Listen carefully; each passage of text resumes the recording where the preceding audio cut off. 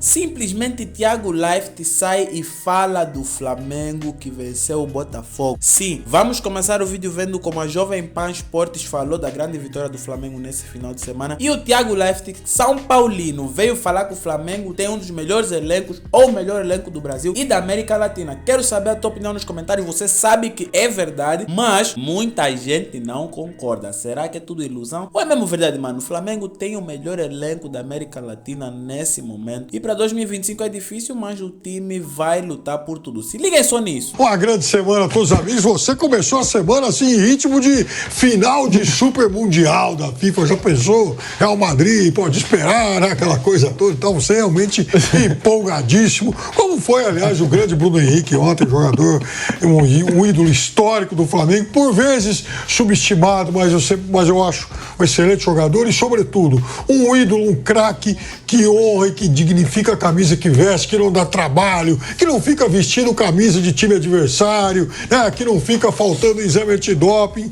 Um cara que tá lá pra ralar. Ele vai jogar mal de vez em quando, ok. Isso acontece na vida de qualquer jogador, seja ele ótimo, regular ou péssimo. Ele vai ter grandes momentos, como um craque é capaz de ter, e ontem foi mais uma oportunidade em que ele contribuiu decisivamente para essa vitória do Flamengo, segundo título aí desse curto trabalho do técnico Felipe Luiz, aí de pouco mais de 4 meses, e também para acalmar um pouco. É óbvio que é uma taça festiva de um jogo, não é lá um super título, mas pelo menos vai dar alguns dias de paz para um Flamengo que viveu aí uma semana um pouco diferente, até motivado por essa transação um tanto esquisita aí do Alcaraz.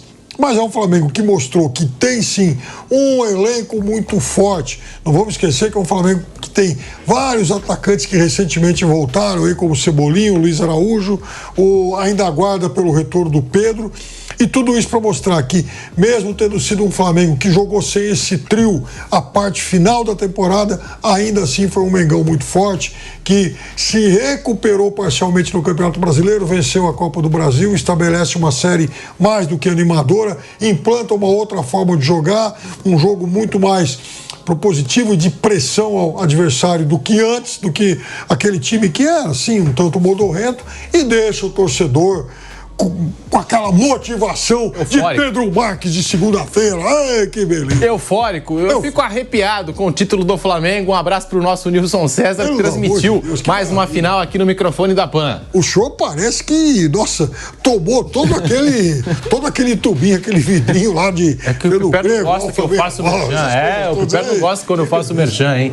Já comecei a segunda-feira pra cima. Vambora, aqui com o Bate Pronto, comigo, Fábio Piperno, com o Bruno Prado e também com o Raí Monteiro. Bruno Prado, muito boa tarde. Título do Flamengo. Tá todo mundo impressionado com o trabalho do Felipe Luiz. Flamengo intenso desde o primeiro minuto. Flamengo que fez 2-0 e continuou buscando o resultado, sufocando o Botafogo lá no campo do Botafogo, com muita entrega. E o Bruno Henrique, um negócio assim espetacular. Tá na história do Flamengo e ontem ultrapassou até mesmo grandes nomes, se consolidou ali com 14 títulos, não é, Kaique Lima? 14 títulos pro Bruno Henrique. Ele e o Arrascaeta. Ele e o Arrascaeta, os jogadores mais vitoriosos, com a maior quantidade de taças pelo Flamengo, e ontem ele decidiu. Primeira jogada individual que resultou num pênalti. Belíssima jogada individual do Bruno Henrique. E bateu o pênalti com personalidade. O John, até fiquei com a impressão de que ia pegar a bola, mas não pegou. E aí, quando o jogo voltou depois da paralisação, caiu muita chuva, gramado ficou castigado lá em Belém do Pará. Quando voltou o jogo, cruzamento do Rossi, casquinha do Plata. O Michael entregou no Bruno Henrique, uma finalização, um tapa perfeito. Bruno Henrique, o nome do jogo, Bruno Prado. Uma bela vitória do Flamengo e dominou do início ao fim, foi muito superior ao Botafogo. É um jogo de início de temporada, o Flamengo ele terminou muito bem a temporada passada e manteve o seu time, manteve o treinador, então não tem uma grande novidade. É um Flamengo que terminou 2024, um Flamengo que muitas vezes gosta de marcar no campo de ataque, gosta de ter a bola, faz bem essa marcação-pressão, quando não consegue mais fazer, porque desgasta, marca mais atrás, até no segundo gol mostra uma alternativa, né, de quando o adversário avança, a bola longa, né, para que alguém toque de cabeça e aí sair a jogada. Então é um Flamengo que começa o ano muito parecido com o que terminou o ano passado.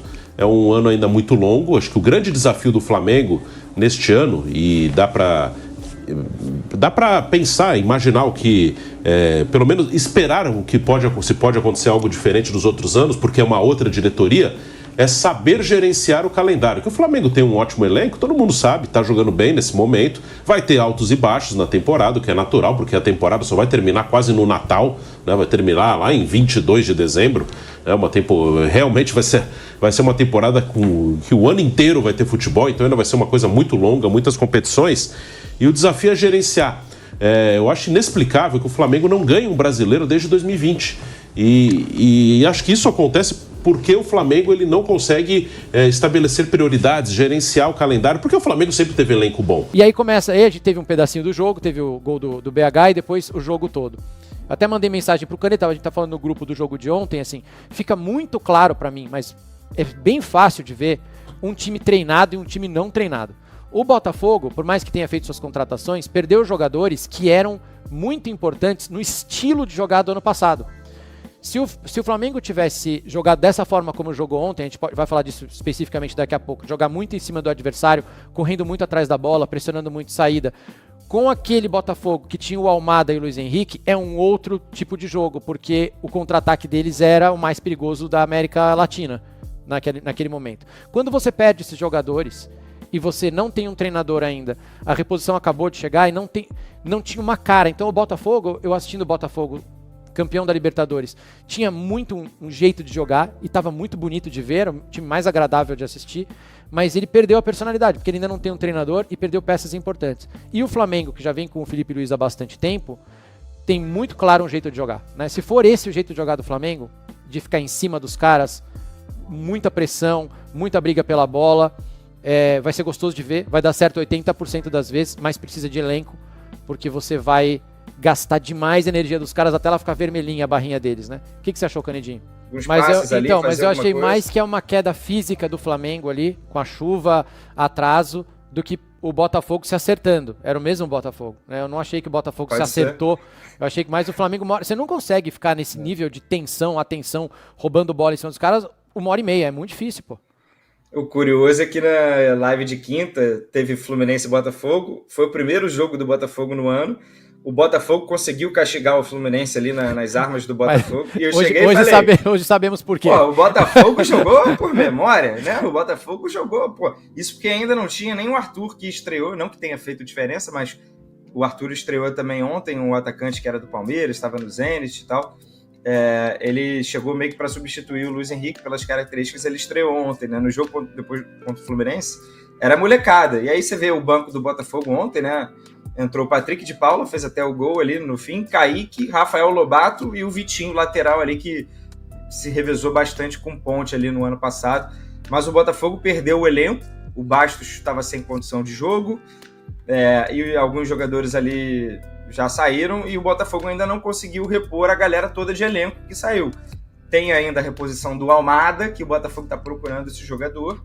Difícil, negociou bastante com o Bitelo, que é ex-Grêmio, que estava no Dinamo Moscou. Não sei em que pé anda a negociação, mas está arrastadíssima. E o principal, a maior preocupação para o Botafogo no momento é treinador. Né, temos aqui os argumentos dos últimos anos. Saiu agora de manhã no GE.com do Tite, né? Que eles abriram uma conversa com Adenor. Porque a água talvez tenha batido num bumbum. Assim, quem sou eu para dizer que, né, o Botafogo tem que desprezar Recopa, Supercopa, né? Mas isso preocupa a torcida, né? Supercopa contra rival. Pode, pro Textor, na mentalidade Textor, né, a rivalidade ser algo secundário aí? Cara, mas pro torcedor é chato. Vem a Recopa contra o Racing. Títulos que talvez o Botafogo, né, principalmente a Recopa, talvez não tenha oportunidade tão cedo de conquistar, porque para jogar tem que ganhar a Libertadores ou ganhar a Sul-Americana. Então, você talvez desperdiçar, entre aspas, tá? Porque joga para ganhar, tem time para ganhar, mas no planejamento, você atrasar o planejamento e acabar negligenciando talvez a competitividade agora, em nome de vou encontrar o cara ideal. Esse cara ideal tá demorando a aparecer, né? Na verdade, o Botafogo já jogou ter tido esse cara ideal próximo algumas vezes e não conseguiu. Eu acho que com o Arthur Jorge, ele identificou o Arthur Jorge no ano passado e teve uma negociação arrastada.